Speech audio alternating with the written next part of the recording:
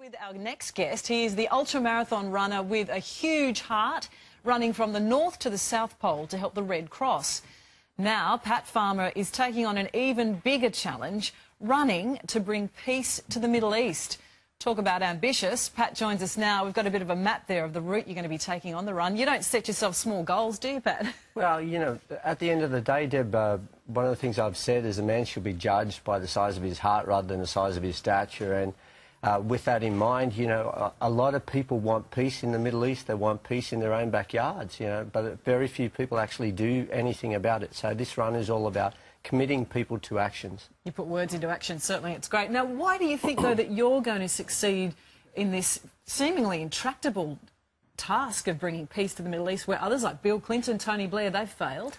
How will you actually make big steps for that? Well, Deb, I'm part of a world organisation called Sport for Peace and Development.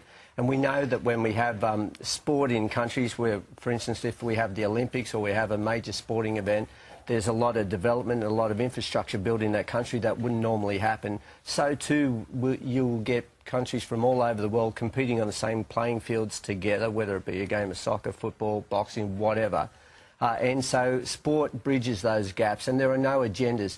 Often politicians have an agenda. They're trying to get the best deal for themselves, for their country, or stay elected, and so they're saying things they think people want to hear. Whereas this is all about ordinary people running with me day after day on the road, and also back here in Australia, pardon me, back here in Australia.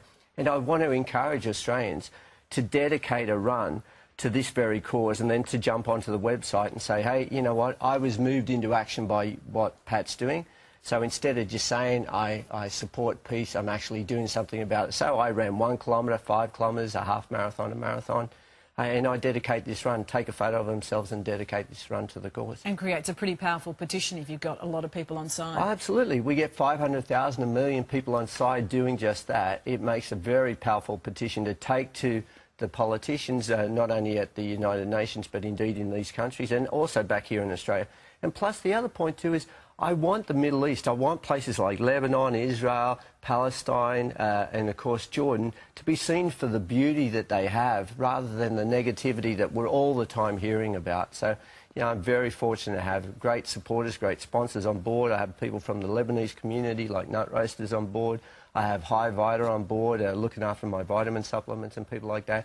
All from different parts of the world. They come together in this melting pot called Australia, and they want to do some good for the rest of the world. And you had a great launch as well. Tony Abbott was there when you launched this run. And I love the fact that he said that, because you're running through a lot of areas that aren't exactly safe and aren't considered very safe. And Tony Abbott made the point that the fact that you're running there shines the light of peace on a lot of these areas to begin with. Well, do you know what, Deb? At that launch on Wednesday, we had the ambassador of Israel there in the room with people from the delegation of Lebanon there. We had Palestinian representatives there from the Palestinian delegation there as well. And we had the ambassador to Jordan there in the room. They're all talking amongst themselves. They're all having cups of tea and having a chat about the whole thing and saying what a great initiative this was. So people want peace. They want this to happen. But like I say, often, because of different agendas, things get stalled or whatever. And all I'm saying is ordinary people want something done about this situation. We saw it happen in Northern Ireland. It was the women walking arm in arm saying, we don't want our children to die any longer.